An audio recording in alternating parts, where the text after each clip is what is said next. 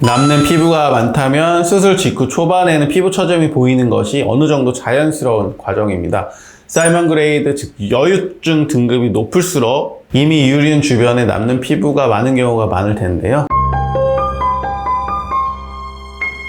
안녕하세요. 여유 타파 머스트 성형외과 김정기 원장입니다. 여유증 수술 후 주름이나 유륜 주변 피부 처짐에 걱정되는 부분들 있으실 텐데요.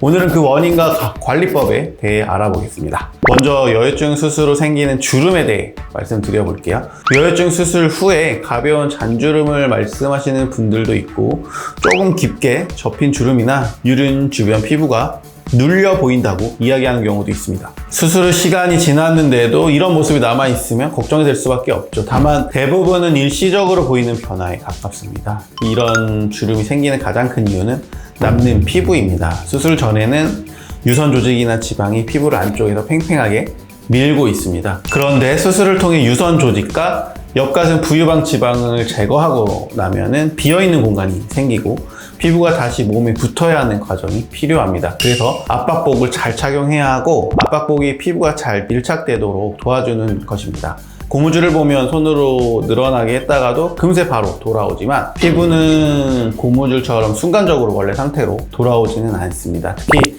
남는 피부가 한 번에 고르게 펴지지 않으면 수술 초반에는 잔주름처럼 보일 수 있습니다. 하지만 이 정도 변화는 시간이 지나면서 대부분 자연스럽게 완화되는 경우가 많습니다. 너무 초반부터 큰 필요는 없습니다. 수술 후 피부처짐이 생기기도 하나요? 피부가 많다면 수술 직후 초반에는 피부 처짐이 보이는 것이 어느 정도 자연스러운 과정입니다. 사이먼 그레이드, 즉 여유증 등급이 높을수록 이미 유륜 주변에 남는 피부가 많은 경우가 많을 텐데요. 처음에는 괜찮아 보여도 시간이 지나 조직이 부드러워지면 남는 피부가 한쪽으로 몰려 보일 수 있습니다. 그래서 저는 이런 환자분들께 모양은 조금 부자연스러워 보일지라도 처짐이 생기지 않도록 방향을 잡고 수술하고 관리를 잘 해주시라고 당부의 말씀을 드립니다. 특히 수술 후 1개월까지는 유륜 피부가 수술 전 위치에 가깝게 잘 아물도록 관리해야 합니다. 누워있을 때도 유륜 위치가 무너지지 않게 신경 써야 합니다. 그럼 어떻게 관리를 하느냐? 먼저 절개 부위에는 테이핑을 진행하는데 의료진의 권고에 따라 잘 부착해 주시면 됩니다. 그리고 실밥 제거 후에는 압박복 착용 방법을 자세히 설명드립니다. 압박복을 입을 때는 유륜이 평평하게 펴져 있는지 확인해야 합니다. 유륜이 접히거나 찌그러진 상태로 압박복을 입으면 그 모양대로 눌릴 수가 있습니다. 그래서 압박복은 그냥 입는 것보다 어떤 자세로 어떻게 입는지가 매우 중요합니다.